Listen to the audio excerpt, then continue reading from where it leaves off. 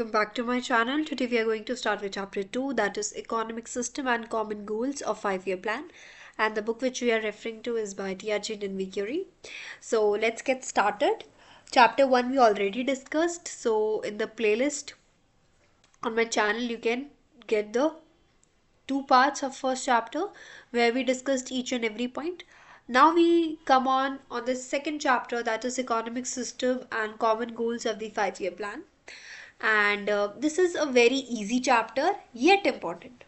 Okay, so let's get started. It's not that important as a point of view of your examination, but the main points that you have to do in this chapter is to understand this chapter will give you the base of your economic system and what is going on in your country as per this economic system. So that is what we are going to discuss, and the 5-year plans, common goals of 5-year plans. Okay, so let us discuss the focus point first.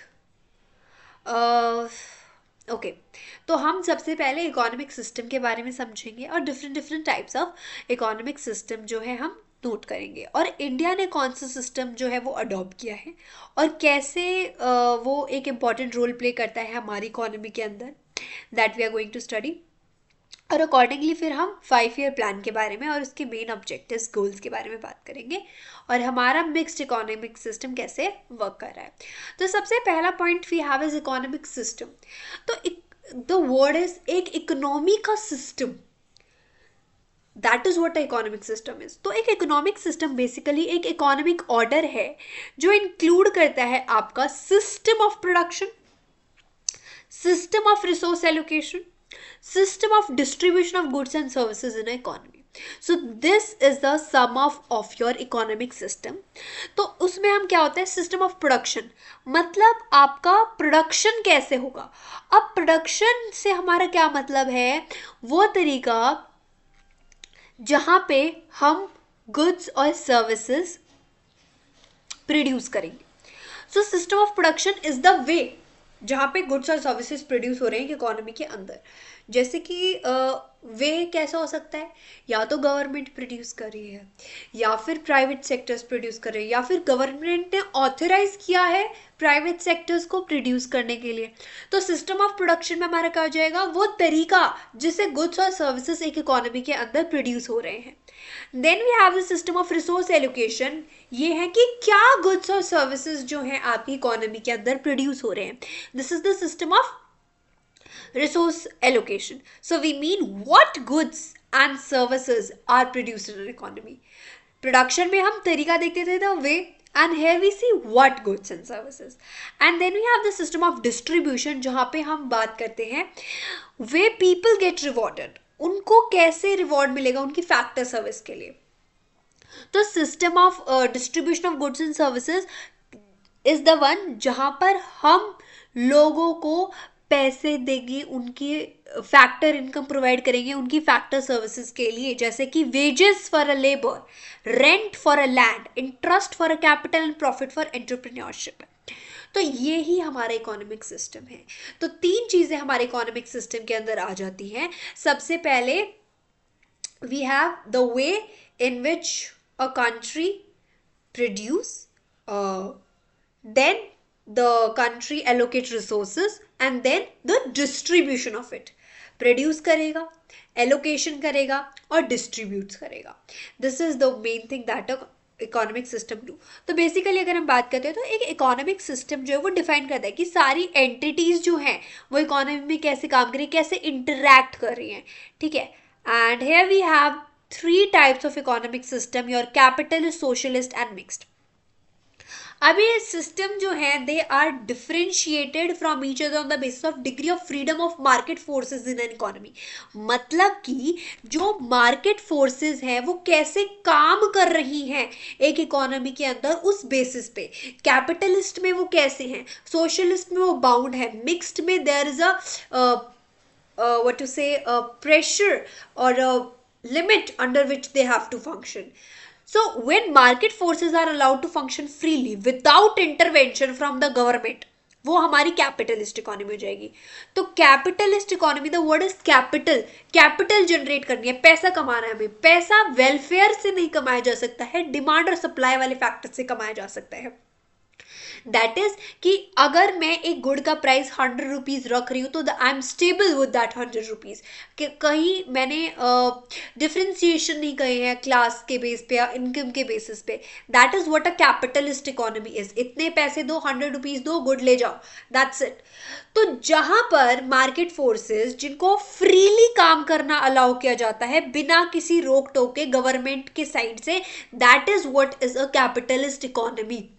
Profit maximization is the undercurrent of production activity in such an economy. For example, मैं अब एक shop run कर रही हूँ, तो अगर जो भी गुड्स मैं प्रोड्यूस करूंगी वो किस लिए करूंगी? प्रॉफिट जनरेट करने के लिए। That is what my approach will be, right? यहाँ पे कोई इंटरवीन नहीं करेगा मेरे को। तो that is what a capitalist approach I am following, ठीक है। और जितना ज़्यादा अब देखो इससे नेगेटिव इम्पैक्ट भी आता है। ऑल्दो हम स्टडी करेंगे जब हम इन इकोनॉमीज को वन बाय वन स्टडी करेंगे, बट हम थोड़ा सा डिस्कस कर लेते हैं अभी भी। अब देखो इससे क्या होगा, मेरी डिस्क्रिशनरी पावर है। मान लो एक ऐसी शॉपकीपर, मेरी पूरे टाउन में सिर्फ मेरी ही शॉप है, तो वहाँ पे मैं एज पे रहूँगी कि मैं कभी भी जो है प्राइस बढ़ा सकती हूँ गुड़ का, क्योंकि मेरा कोई कॉम्पिटिटर नहीं है वहाँ पे, ठीक है। कॉम्पिटिटर नहीं है वो तो ऑब्वियसली दूसरा फैक्टर हो गया, वो कैपिटलिस्ट इकोनॉमी वाली अप्रोच नहीं है। हाँ, ये अप्रोच कैपिटलिस्ट इकोनॉमी वाली है कि मेरे पे कोई बाउंडेशन लगाने के लिए नहीं है कि आप इतनी लिमिट रख सकते हो अपने प्रोडक्ट की, उससे ऊपर नहीं लेके जा सकते। मेरे पे कोई बाउंडेशन लगाने वाले, I am free to do whatever I want with the amount of with the price of goods that I'm producing or that is in my shop, ठीक है। अब वो कॉम्पिटेटिवनेस वाला दूसरा एस्पेक्ट आ जाता है, ठीक है, fine. Then when the market forces are not freely operative, जब मार्केट फोर्सेस फ्रीली ऑपरेटिव नहीं होते। अच्छा, मार्केट फोर्सेस पे डिपेंड होना मतलब कि अब मेरे को प्रॉफिट मिल रहा है 100 रुपीज़ में, मैं 100 रुपीज़ में चीज़ को बेच रही हूँ। अब डिमांड जो है लोगों की शिफ्ट हो चुकी है, जो प्रोडक्ट मैं बेच रही हूँ उससे, तो I will also shift my production demand, मैं भी उसको नई टेक्नोलॉजीज का यूज करके करूंगी। So that is a market forces does. Market forces freely operative नहीं है, जो गवर्नमेंट है वो डिसाइड करती है what, how and for whom to produce, मतलब कि क्या प्रोड्यूस करना है, कैसे प्रोड्यूस करना है और किसके लिए प्रोड्यूस करना है, ये हमारी गवर्नमेंट डिसाइड करती है इन अ सोशलिस्ट इकोनॉमी। तो सोशल वेलफेयर हमारा यहाँ पे मेन गोल रहता है under your socialist economy, वेराज capitalist में हमारा प्रॉफिट मैक्सिमाइज करना है हमको। देन जब गवर्नमेंट और मार्केट फोर्सेस एक साथ डिसाइड करती है क्या प्रोड्यूस करना है, कैसे प्रोड्यूस करना है और किसके लिए प्रोड्यूस करना है, तो वो हमारी मिक्स्ड इकोनॉमी कहलाती है। प्रॉफिट को बढ़ाना और सोशल वेलफेयर को बढ़ाना, ये दोनों जो चीजें हैं ये पैरेलली चलती हैं। When 5-year plans are launched, India opted the mixed economic system. उससे पहले हमारी सोशलिस्ट इकोनॉमी थी या फिर कैपिटलिस्ट इकोनॉमी थी। You have to answer this down in the comment section, right. तो अब व्हाट टू से, हाँ, 5-year प्लान जैसे ही लॉन्च हुए तो हमने मिक्स्ड इकोनॉमिक सिस्टम को जो है वो अडॉप्ट कर लिया। अब यहाँ पे हम मेरिट्स और डीमेरिट्स देखेंगे इन इकोनॉमिक सिस्टम के बारे में। सबसे पहले यहाँ पे ये पॉइंट है जो हमें डिस्कस करना चाहिए था, that is free play of market forces. Although हमने रीड किया, हम समझ गए कि मार्केट फोर्सेस का रूल क्या है। It refers to a situation जहाँ पे गवर्नमेंट जो है वो इंटरफेयर नहीं करती है आपके market forces of supply and demand में। अब देखो, अगर डिमांड होगी तभी तो बंदा सप्लाई करेगा, राइट। अगर डिमांड नहीं होगी तो सप्लाई आप अबंडेंस में करते रहो तो लॉस जाएगा।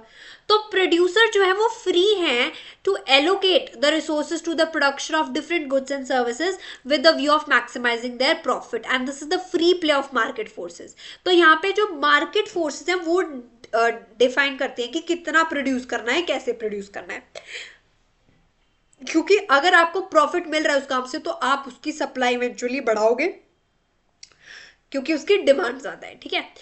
ये सारे पॉइंट्स जो हैं you started in your 11th class, तो we won't be repeating that concept again and again. Okay, if you want तो 11th क्लास की वीडियोस भी जो है चैप्टर्स की पुट डाउन, तो वहाँ से आप रेफर कर सकते हो। They will simply produce those goods which fetch them higher price and high profit. No matter whether the poor get even the minimum of food, shelter and clothing.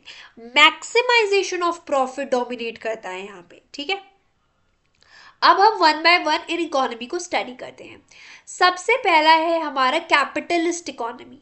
Capitalist economy को हम बोलते हैं market economy, also called market economy और capitalism. इसको हम ऐसे define करते हैं जहां पर means of production are owned by the individuals. जो मीन्स ऑफ प्रोडक्शन है वो कौन ओन करता है? Individuals. as owned by the individuals and individuals are free to take their economic decisions। जो अपना बिजनेस रन कर रहे हैं वो फ्री है अपने डिसीजंस लेने के लिए, ठीक है, economic decisions as guided by the principle of profit maximization, क्योंकि वही मेन गोल है उनका, ठीक है, and that is what they does. Okay, अब फीचर्स पे आ जाते हैं। अच्छा, मीन्स ऑफ प्रोडक्शन एक बार हम डिस्कस कर लेते हैं। मीन्स ऑफ प्रोडक्शन क्या होता है? बेसिकली जो ज़रूरत के चीज़ें, रिसोर्सेज हैं जो हेल्प करती हैं आपके प्रोडक्शन में, that is what is a means of production, ठीक है। जैसे कि आपका लैंड, रॉ मटेरियल, टेक्नोलॉजी। तो मीन्स ऑफ प्रोडक्शन कौन ऑन करता है? एक इंडिविजुअल, और वही जो है अपने सारे इकोनॉमिक डिसीजन लेता है। अब फीचर क्या है? There is a private ownership of means of production, yes. तो मतलब कि जो भी रिसोर्सेज वगैरह हैं जो हेल्प करेंगी to produce goods and services in economy, वो कौन ऑन करेगा? एक private ownership. Means of production are used in a manner such that profit are maximised, और इनको ऐसे यूज करेंगे हम कि प्रॉफिट बढ़ा सके। अब देखो प्रॉफिट कैसे बढ़ेगा? अब अगर मैं लेबर जो मेरा है उसको, if the labour is cheap, means अब इंडिया की अगर हम बात करते हैं तो ये वाला फैक्टर हमें देखने को मिलता है कि बहुत ज़्यादा अबेंडेंस में लोग रेडी हैं काम करने के लिए। अगर बहुत ज़्यादा अबेंडेंस में लोग रेडी हैं काम करने के लिए, तो I have a as been a owner. मेरे पास क्या एज है कि मैं कम से कम रेट में काम करवा सकती हूँ लोगों से। नाउ फॉर एग्जाम्पल एक ए लेबर आता है मेरे पास और वो कहता है जी मैं 8 आवर्स वर्क करूँगा and per day I need 100 rupees. Now there are lot of people, lot of options with me, तो मैं किसी और बंदे से वही काम 50 रुपए में करा लूंगी। तो यही मुझे चाहिए। आई एम नॉट बॉदर्ड कि उसको सफिशिएंट फूड मिलेगा या नहीं, उसको सफिशिएंट बेसिक एमिनिटीज मिलेंगी या नहीं। नो, मेरा profit, I am saving that 50 rupees per labour. So that is my main motive in capitalist economy. Labor intensive methods of production is employed and vice versa. Okay, now only those goods are produced which can be sold at a profit either in domestic और foreign market. सिर्फ वही goods produce करेंगे जो profit मेरे को देंगे। For example अगर मैं बात करती हूँ दूसरी कंट्री की, तो मैं एक गुड को सेल कर रही हूँ। For example we can take, I am running a ayurvedic organization और वहाँ पे I am selling up the powder of these herbs and all, ठीक है। तो अगर मुझे डोमेस्टिक मार्केट में उसका प्राइस प्रॉफिट सिर्फ 50 मिल रहा है और फॉरेन मार्केट में 1000 मिल रहा है, तो I will go to the foreign market, right. एक तो ये हो गया। दूसरा क्या होगा, मैं वही प्रोड्यूस करूंगी। फॉर एग्जाम्पल एक स्पेसिफिक हर्ब है जिसकी प्रोडक्शन ज़्यादा है, जिसका डिमांड ज़्यादा है मार्केट के अंदर, तो I will produce that only irrespective of कि बाकी जो हर्ब्स है उसकी रिक्वायरमेंट है लोगों को। आई एम नॉट बॉदर्ड, जो ज़्यादा डिमांड में है मैं वो करूंगी। Then distribution of goods among people happens on the basis of purchasing power. अगर आपके पास पैसा है तो आप उस गुड को लोगे, नहीं है तो कैसे लोगे? और अगर नहीं है तो ले ही नहीं सकते हो, तो दैट इज माई थिंग ना। मैं उन लोगों को टारगेट करूँ जिनके पास प्रॉपर पैसा है, जो मेरे को मेरे प्रोडक्ट के लिए पैसा दे सकते हैं, तो मैं उन लोगों में ही वो गुड डिस्ट्रीब्यूट करूंगी, that will pay for my product. जो गवर्नमेंट का रोल है वो सिर्फ लॉ और ऑर्डर मेंटेन करने का है इस इकोनॉमी के अंदर। इसका बेनिफिट क्या है? प्रॉफिट्स आपके बढ़ रहे हैं, जीडीपी बढ़ रहा है आपका। This is the main thing that is thus. ठीक है। और नेगेटिव इम्पैक्ट क्या है? कलेक्टिव इंटरेस्ट को ये भूल जाता है। कलेक्टिव इंटरेस्ट मतलब कि there are not only the person जो आपको पैसा दे रहे हैं आपके प्रोडक्ट के, देर आर ऑल्सो पीपल जो उस प्रोडक्ट को अफोर्ड नहीं कर पा रहे हैं। There are situations.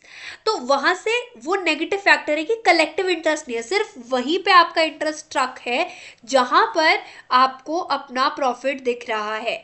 Only those goods are produce जहां से आपको हाई प्रॉफिट मिलेगा। जहां से आप प्रॉफिट जनरेट कर रहे हो वही गुड्स प्रोड्यूस करोगे, irrespective of the fact that there is requirement of other products in an economy. Accordingly, production is directed to satisfy the need of rich. Poor people suffer करते हैं यहाँ पे। ठीक है। देयर इज अ तो यहाँ पे ग्रोथ विदाउट सोशल जस्टिस। यहाँ पे आपको as you can see the factor GDP growth है यहाँ पे बहुत अमाउंट में, एक्सेलरेट होएगी यहाँ पे जीडीपी आपकी, लेकिन आपका सोशल जस्टिस इग्नोरेंट होगा। Planners felt that adopting a market economy model of growth would mean that majority of people of a country would be left behind without the chance to improve their quality of life. ठीक है। तो वहां पे मतलब in your capitalist economy although आप वो कहते हैं कि you can see the achievement, you can see the growth, but it is not a all sector growth. ठीक है। Not all sector, all class rich poor division रहेगा ही, और वो बाइफरकेट होता रहेगा, वो एक्सपैंड होता रहेगा, वो ब्रिज बढ़ता रहेगा। ठीक है। अब हम आ जाते हैं सोशलिस्ट इकोनॉमी के अंदर, वहां पे जहां पे सोशल ओनरशिप है मींस ऑफ प्रोडक्शन की। मतलब कि जो आपकी रिसोर्सेज यूज हो रही है प्रोडक्शन की प्रोसेस में, वहां पर सोशली पब्लिक जो है वो ओनरशिप है, और इकोनॉमिक डिसीजंस आपकी सेंट्रल अथॉरिटी लेती है ताकि वो सोशल वेलफेयर को मैक्सिमाइज कर सके। ठीक है। सो दैट इज योर गवर्नमेंट। अब इसके फीचर्स क्या है? means of production are collectively owned by a society, or there is a public ownership of means of production, there is no private property.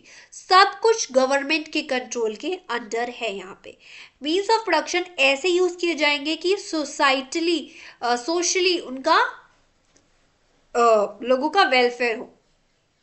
There is a direct participation of government in the process, और सिर्फ law and order maintain नहीं कर रहे हैं, वो production की process में part ले रहे हैं। As we discuss before that, what how and for whom to produce सब गवर्नमेंट डिसाइड करती है।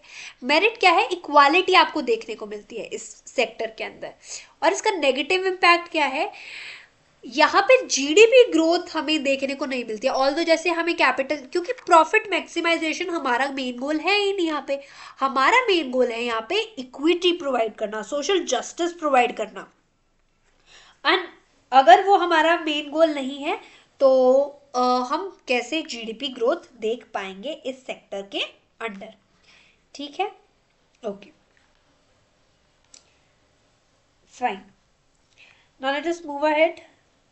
जैसे यहाँ पे एक एग्जाम्पल दिया हुआ है, it is owing to this demerit that socialist economy, Soviet Union, China has to switch over the market economy from the controlled economy। और इसका बेस्ट एग्जाम्पल ये है कि इन इकोनॉमीज को भी जो है अपना जो पर्सपेक्टिव है, अपना जो पॉइंट है वो चेंज करना पड़ा एंड मार्केट इकोनॉमी में जाना पड़ा देन अ कंट्रोल्ड इकोनॉमी।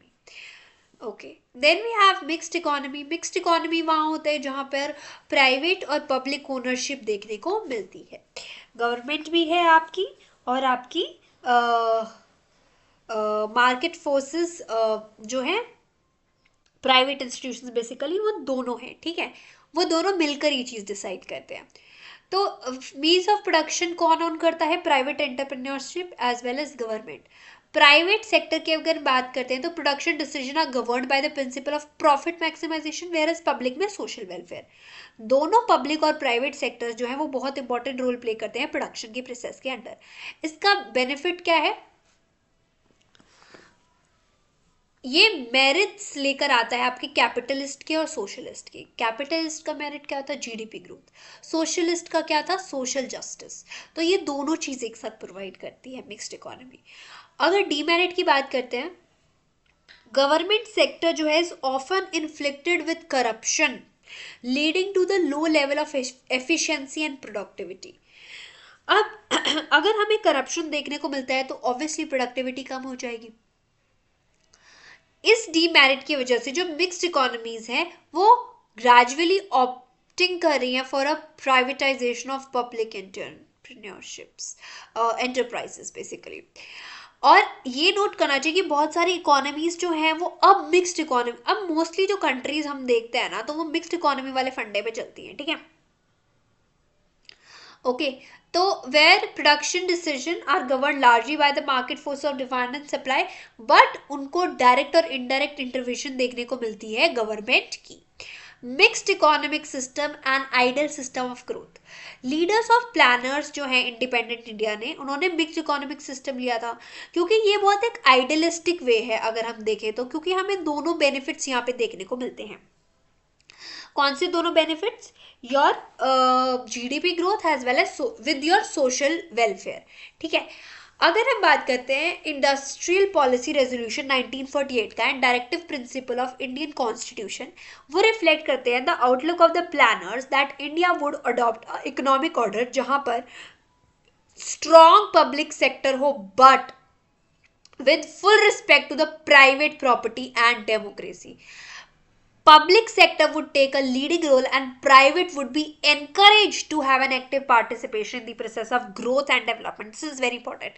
मतलब कि हमें एक ऐसा सिस्टम चाहिए जहां पर आपकी गवर्नमेंट स्ट्रांग हो लेकिन वो जो है प्रॉपरली आपको स्पेस दे आपके प्राइवेट इंस्टीट्यूशंस को, ठीक है। और डेमोक्रेसी वाला फैक्टर हम जो है होल्ड अप करके रखें, ठीक है। That is what defined in the industrial policy resolution 1948 and directive principle of Indian constitution. अब हम बात करते हैं common goals of 5 year plan. अब जैसे हमें पता चल गया हमारा मिक्स्ड इकोनॉमी वाला अप्रोच है।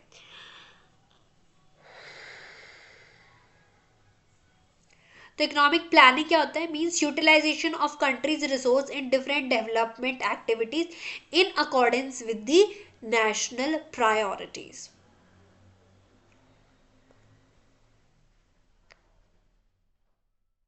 Okay, and this is set by planning commission. अच्छा, प्लानिंग कमीशन जो है अभी हमारा, now we have NITI Aayog, उससे पहले वी हैड प्लानिंग कमीशन और वही हमारे डिसीजंस लेता था। तो सबसे पहले हम बात करते हैं economic planning.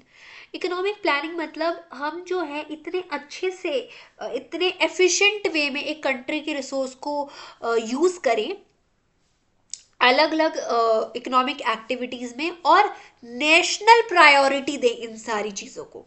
And that is what is our economic planning is. एक इकोनॉमी को प्लान करना है तो उसके लिए आपको फैक्टर्स चाहिए। क्या क्या फैक्टर्स चाहिए? सबसे पहला एस्पेक्ट जो आपको कर रहे हैं कि उसको ऐसे आप टारगेट्स या फिर प्रोग्राम्स पॉलिसीज सेट करो जो आप अचीव कर पाओ एक टाइम पीरियड में। That is what economic planning. और यहाँ पे रैशनल मैनेजमेंट होना चाहिए आपकी स्कार्स रिसोर्स का। मतलब जो रिसोर्स आपके कम अमाउंट में है उसका बहुत अच्छे तरीके से एफिशिएंट वे में आप उसको, रैशनल वे में आप उसको यूज करो। तो इंडिया ने अडॉप्ट किया 5 ईयर प्लान एज पिनीड बाय द सोवियत यूनियन। तो यहाँ से हमारा आइडिया आया है 5 ईयर प्लान का। फर्स्ट 5 ईयर प्लान हमने लिया था 1951 में और लास्ट है हमारा 2012 का। In between these years, some annual plans were also introduced as these 3 annual plans. देखो 5 ईयर प्लान मतलब 5 साल का प्लान, एनुअल प्लान मीन साल का प्लान। तो 3 एनुअल प्लान्स भी हमने इंट्रोड्यूस किए 66, 69, 1 annual plan from 79, 1980, 2 annual plans from 1990, 1992। Different 5 year plans had different goals. ये इंपॉर्टेंट है नोट करना कि जो ऑब्जेक्टिव्स की अगर हम बात करते हैं जो 5 ईयर प्लान किया वो सिर्फ वो 5 साल ही नहीं है, वो लॉन्ग रन में है। तो long term plan is also known as a perspective plan. ठीक है, नीड क्या थी अब इसकी प्लानिंग की? अब ब्रिटिशर्स की वजह से हमने चैप्टर 1 में देखा हमारी इकोनॉमी जो है वो बैकवर्ड और स्टिग्नेंट इकोनॉमी होगी। हमारा लेवल ऑफ आउटपुट बहुत कम, प्रोडक्टिविटी बहुत कम होगी, और इसकी वजह से हम देख सकते हैं हमारे जीडीपी में भी बहुत कम ग्रोथ आई। तो ऐसी इकोनॉमी को हम कैपिटलिस्ट वाले अप्रोच से नहीं छोड़ सकते, मतलब market force of demand and supply से नहीं छोड़ सकता है, क्योंकि हमें डीमेरिट्स देखने को मिलेंगे। तो यहाँ पे हमें एक बिग पुश चाहिए इन्वेस्टमेंट के लिए। जैसे हम ये चीज़ देख सकते हैं कि अगर एक इकोनॉमी इतनी स्टेगनेंट है तो सबसे पहला फैक्टर तो यही आ जाता है कि ठीक है, आप मान रहे, आप प्राइवेट इंस्टीट्यूशंस को ला रहे हो, but they are not ready to put up money in their work. Why? Because क्या पता चले ना चले। तो एक हैवी पुश चाहिए। रिस्क फैक्टर तो पीपल फेस करेंगे, और वो फेस करेंगे तो वो सेफेस्ट फील नहीं करेंगे अपने पैसे को इंडल्ज करने में। इंस्पाइट वो बाहर जाके अपना पैसा खर्च करेंगे। तो एक प्रॉपर प्लेटफॉर्म गवर्नमेंट ही दे सकती है। ठीक है, तो यहाँ पे गवर्नमेंट सपोर्ट की जरूरत थी, और इसीलिए इकोनॉमिक प्लानिंग की जरूरत आई यहाँ। Goals of planning are common to all 5 year plans and are therefore generally studied as common goals of 5 year plans or objective of the planning. ये चीज़ हमें नोट करनी पड़ेगी कि डिपेंड करते हैं इन ग्राउंड रियलिटीज़ पे। हर एक प्लान जो है वो डिज़ाइन होता है एक डिस्ट्रिक्ट प्लान से, जिसके अलग अलग ऑब्जेक्टिव्स होते हैं। लेकिन according to the syllabus specified by CBSE हम फोकस करेंगे common goals of 5 year plan. मतलब कि ये जो गोल है ये हर एक 5 ईयर प्लान में इंटरनली इन्वॉल्व है। ठीक है, क्योंकि these are very basic goals that are required for the growth of economy.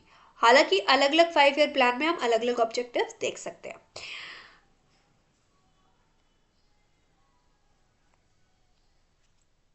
So the first one is GDP growth, gross domestic production. GDP क्या होता है? Final value of goods and services जो एक country के अंदर with in a country produce होते हैं, and measure of countries economic output.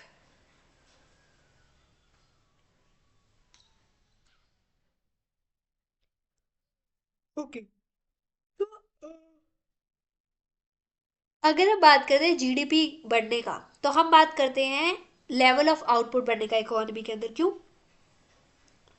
क्योंकि ये बात करता है जितने गुड्स और services, final value of goods and services हमारी इकोनॉमी में प्रोड्यूस हो रहे हैं। तो ये इम्प्लाई करता है increase in the flow of goods and services in the economy. तो कितने गुड्स और प्रोड्यूस इकोनॉमी के अंदर हो रहे हैं, तो अगर ज़्यादा जीडीपी होगा तो लेवल ऑफ आउटपुट भी ज़्यादा होगा, जिसकी वजह से हम फ्लो देख सकते हैं गुड्स और सर्विसेज का एक इकोनॉमी के अंदर। और अगर हम कंसिस्टेंट फ्लो देखते हैं इन गुड्स और सर्विसेज का एक लॉन्ग पीरियड ऑफ टाइम में, तो हम इस चीज को बोलते हैं इकोनॉमिक ग्रोथ। और GDP growth leads to economic growth, ये हमने यहां से कंक्लूड कर लिया है। तो increase in GDP leads to economic growth. It implies a consistent increase in GDP और a consistent increase in level of output or a consistent increase in a flow of goods and services in the economy over a long period of time. अब जो GDP बढ़ रहा है आपका, वो दो चीजों पे डिपेंड होता है। Increase in the resource base of the country, increase in the productivity through innovative technology. This is very important. So increase in the resource base of a country मतलब कि आपकी जो कंट्री के अंदर रिसोर्सेज हैं वो इंक्रीज हो रही हैं। जैसे कि हम इस पॉइंट को देखते हैं, तो discovery of more and more resources, मतलब अलग अलग रिसोर्सेज आपकी निकलती जा रही हैं यहाँ से। या फिर इनोवेटिव टेक्नोलॉजी, मतलब कि आप अपनी प्रोडक्टिविटी और प्रोडक्शन में डिस्कस किया था। प्रोडक्टिविटी होता है पर यूनिट ऑफ इनपुट या आउटपुट प्रोड्यूस हो रहा है, और प्रोडक्शन तो बेसिकली आउटपुट रेफर करता है। तो planning in India was to ensure the natural resources were fully explored and production technology was continuously improved। तो मतलब आपने ऐसा यूज़ कर रहे हो अपने, मतलब you are using such a technology कि आप अपने रिसोर्सेज को, आपके रिसोर्सेज आपको वेल नोन है और आप अपने रिसोर्सेज को इफेक्टिवली यूज कर रहे हो, तो जीडीपी ग्रोथ में आपको मोमेंटम देखने को मिलता है। ठीक है। Second is modernisation. Before modernisation हम इस वाले पॉइंट को डिस्कस करते हैं। Concept of structural composition and structural change assume significance in the concept of GDP growth. Contribution of each economic sector to GDP of a country makes up structural composition of an economy.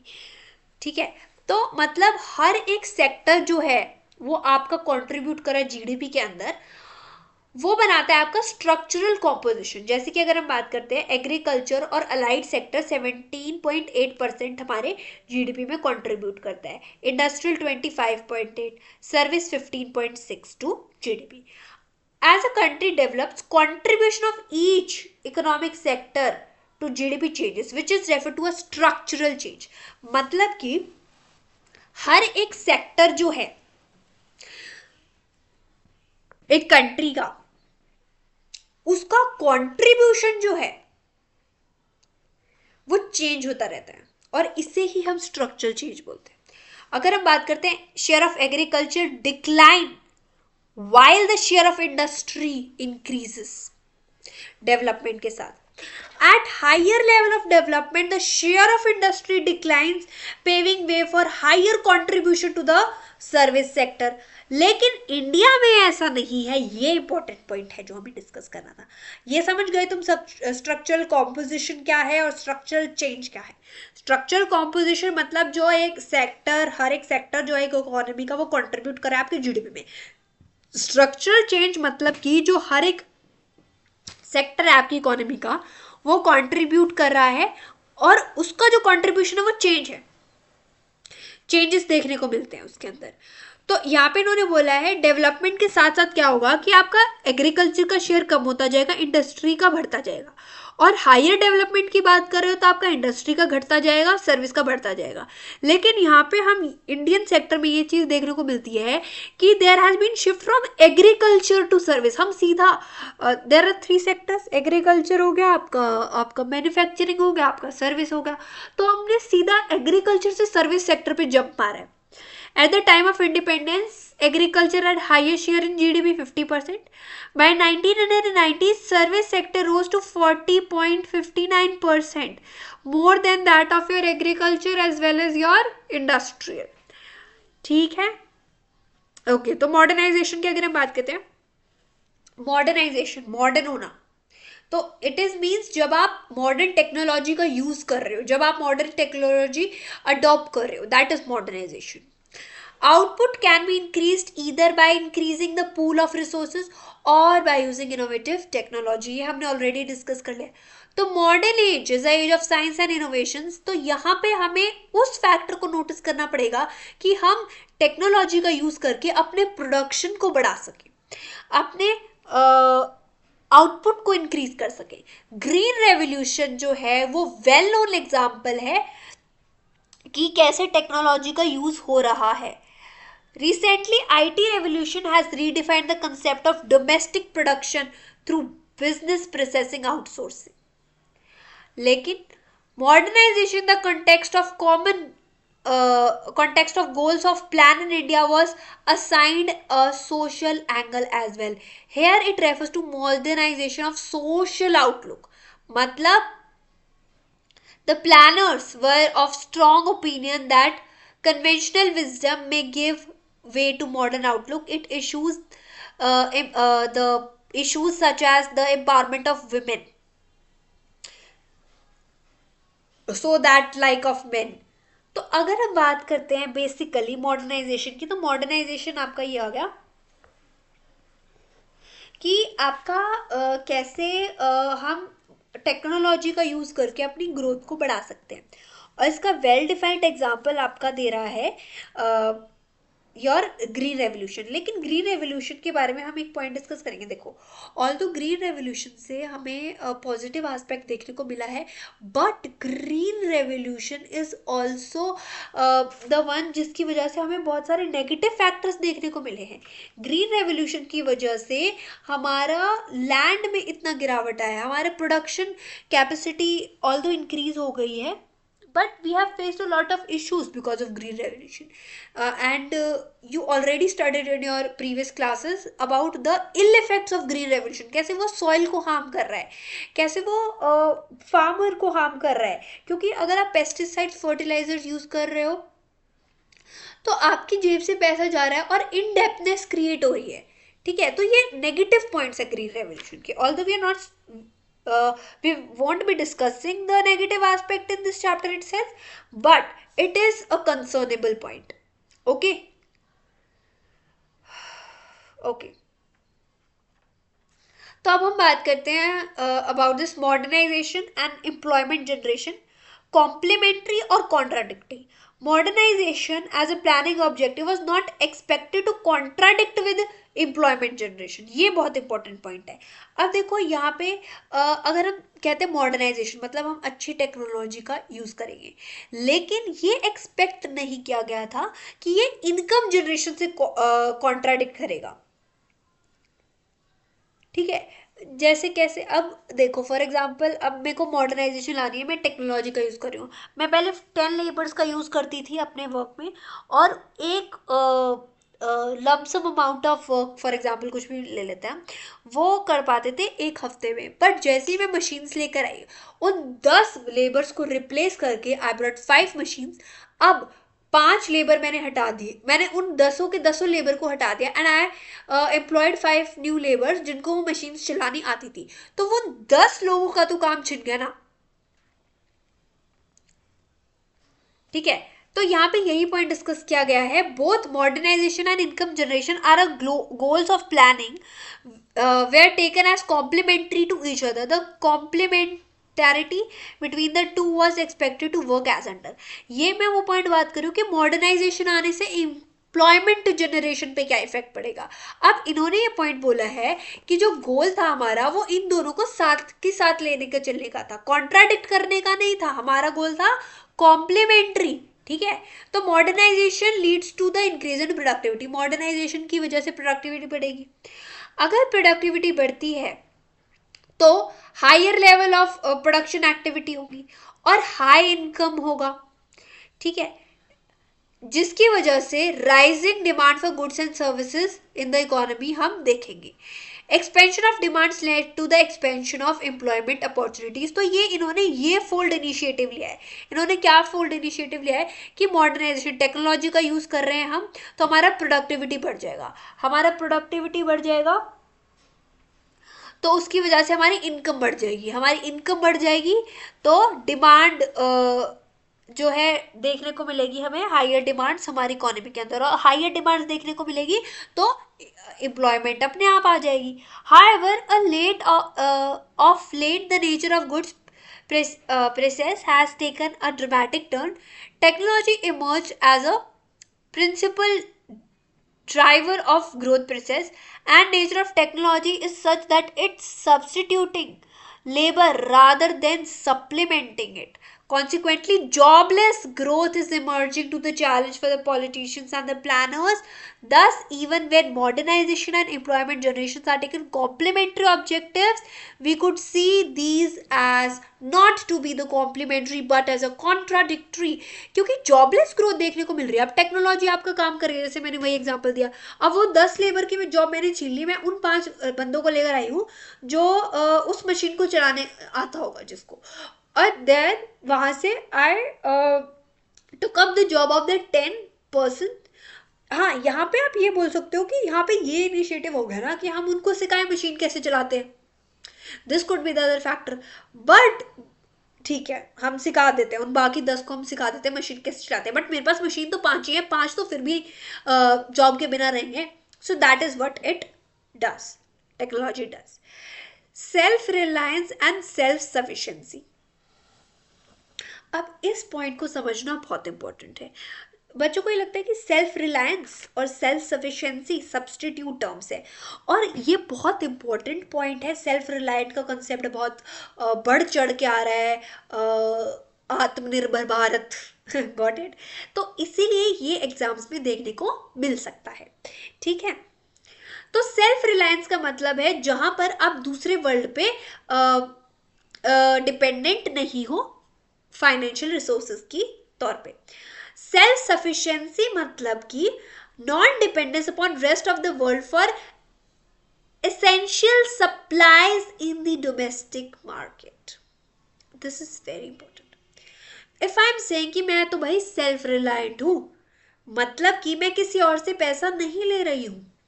अगर मैं बोल रही हूं कि मैं self sufficient हूं तो मैं किसी और से पैसा नहीं ले रही हूं, I am capable of earning that money. बहुत बड़ा डिफरेंस है दोनों में, और दोनों ही रिक्वायर्ड है एक इकोनॉमी के लिए।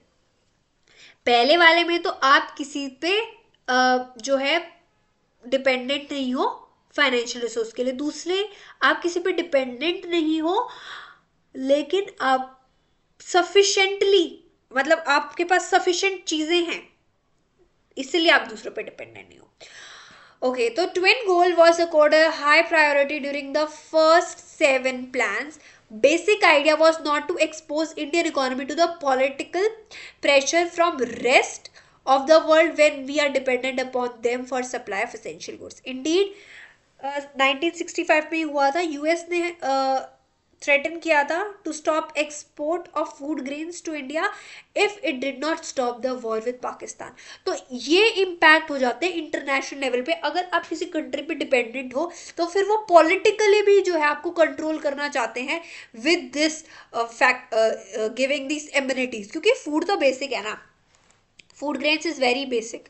तो India wanted to be a self-sufficient in food grain production to avoid the uncertainties of the supplies from the rest of the world. Self-sufficiency is made to note. India was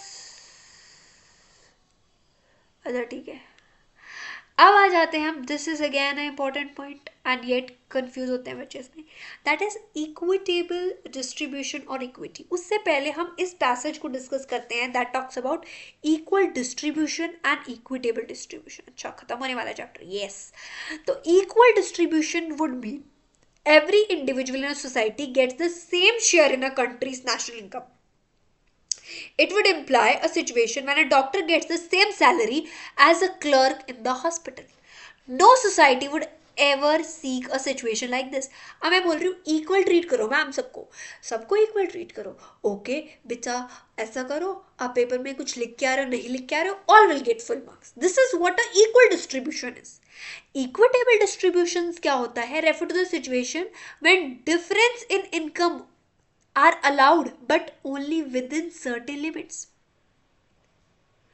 When a doctor gets 50,000 to perform a surgery, while on the other hand a factory workers get 50,000 for the entire year, the difference in income is too large to be socially justified. Such differences must be corrected. Equity मतलब economic growth is related to social justice. Very important to be noted. यहाँ पे जो difference हमें देखने को मिलते हैं, these are unwarranted and are to be prioritise, okay, and should be given in proportionate way to difference in qualifications and skills of different individuals in the society. It is only when economic growth is related to social justice, when growth is converted into development. Planning of India focus on growth with social justice, ये बहुत important factor है। यहाँ पे जैसे इन्होंने ये doctor वाला example दिया, वर्कर वाला एग्जांपल दिया,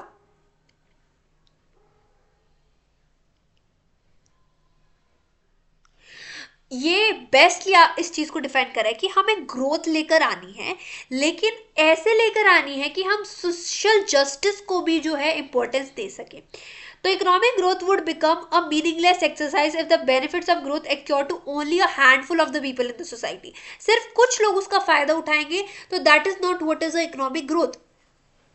Eventually, growth serves virtually no purpose in the society where rich tends to become richer and poor tends to struggle even for the essential things for the life. तो growth का यहाँ पे कोई मतलब ही नहीं बनता है जब आपका क्लास डिवीजन बढ़ता रहता है, आपका मॉनेटरी बेस पे अगर हम देखें तो वो डिवीजन बढ़ता रहता है. बेनिफिट्स ऑफ ग्रोथ जो है सारे सेक्शंस को मिलना चाहिए सोसाइटी के अंदर, ताकि डिस्ट्रीब्यूशन ऑफ इनकम इक्विटेबल हो जाए. इक्विटेबल डिस्ट्रीब्यूशन ऑफ इनकम मतलब social equality, and this was one of the principal objective और goals of planning in India. तो इक्वल और इक्विटेबल का पॉइंट समझ में आ गया. इक्वल में तो है चाहे कोई भी हो, सबको एक जैसे पैसे दो, लेकिन इक्विटेबल डिस्ट्रीब्यूशन बोलता है कि हाँ आपके इनकम में डिफरेंस देखने को मिलेगा, लेकिन कुछ पर्टिकुलर लिमिट्स होनी चाहिए उस चीज़ पे. अगर वर्क सेम है, ठीक है, क्लास डिवीजन है और कास्ट डिवीजन है, उस बेसिस पे जो है आप डिस्ट्रीब्यूशन जो है इनकम का वो चेंज नहीं कर सकते हो. वर्क सेम है और अमाउंट ऑफ वर्क सेम है, अमाउंट ऑफ एनर्जी और स्किल्स सेम है, तो वहाँ पे आप बाइफर्केशन ना करें. ठीक है. Depending upon our needs and means, our planners have been redefining the relative significance of the different objectives from plan to plan. So, on a whole, the focus has been on achieving a better quality of life. Better quality of life across all section of a society. अब सारे sections में हमें ये चीज़ देखने को मिलनी चाहिए. ठीक है. It is not a specific section जहाँ पे हम ये चीज़ नोट करें. We should see this growth in all sectors, right, of a society, now popularly known as inclusive growth. Inclusive growth मतलब इकोनॉमिक ग्रोथ जो एम्प्लॉयमेंट क्रिएट करेगी और help करेगी हमारी गरीबी को हटाने के लिए. That is what inclusive growth is. ठीक है. जहाँ पे आपका डिस्ट्रीब्यूशन जो है वो इक्वल है आपकी सोसाइटी के अंदर और सारे लोगों के लिए अपॉर्चुनिटीज क्रिएट हो रही है. That is what your inclusive growth is.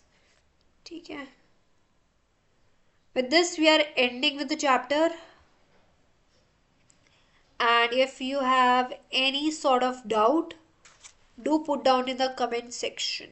और एक इंक्लूसिव ग्रोथ वाला पॉइंट दिमाग में रखो. इंक्लूसिव देखो वर्ड ये inclusive means including every section of a society. ठीक है. Do try out these questions. If you have any sort of doubt, please put down in the comment section and please subscribe to my channel, because subscriber ही नहीं हुए तो क्या ही करे. Okay. तो अब वो है ना, फिर एज मिल जाती है, फिर अब जो है दूर तक पहुंच हो जाती है आपकी. फिर करना ना करना is different aspect. In the next video we'll be discussing Indian economy. That's it for today.